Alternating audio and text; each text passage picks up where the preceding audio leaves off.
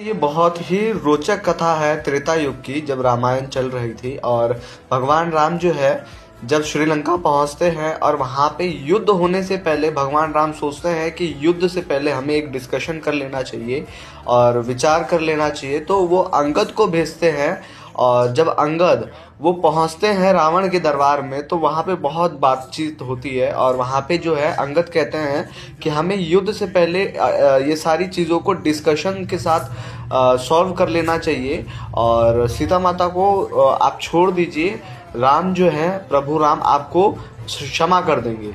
तो जो रावण है वो कहता है कि तू छोटा बानर है, तुझे कुछ नहीं पता है, तो तेरे अंदर शक्ति नहीं है। तो ये बहुत सारी बातें होती है। तब रावण क्या करते हैं कि जो रावण है ना उसके सेनापति वो जाकर जो है अंगद के पास उसे पकड़ने लगते हैं। अंगद को जब क्रोध आता है तो अंगद कहते हैं कि मैं अपना पैर इस जमीन पे रखूंगा और कोई मेरा इस पाँव को अगर हिला देगा तो राम जो है इस युद्ध से पीछे हट जाएंगे। तो जो क्रोध है, ईगो है रावण का, वो ट्रिगर हो जाता है और वो कहते हैं कि अपने सेनापतियों से कि जाइए और उठाइए। सब प्रयास करके हार जाते हैं लेकिन अंगद का पैर नहीं उठता। फिर अंत में रावण स्वयं जाता है, फिर भी वो जो पाँव है नहीं उठता।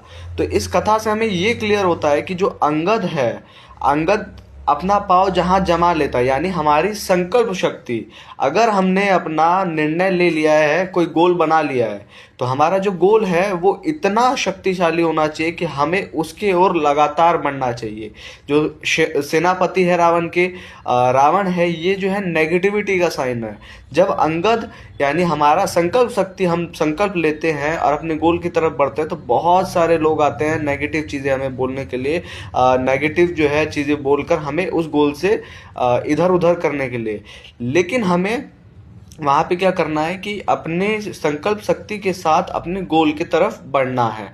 इसी तरह उस समय उनके अंदर, उनके मुख पे, जो अंगद है उनके मुख पे एक स्माइल थी, तो वो स्माइल इनर कॉन्फिडेंस को दर्शाता है।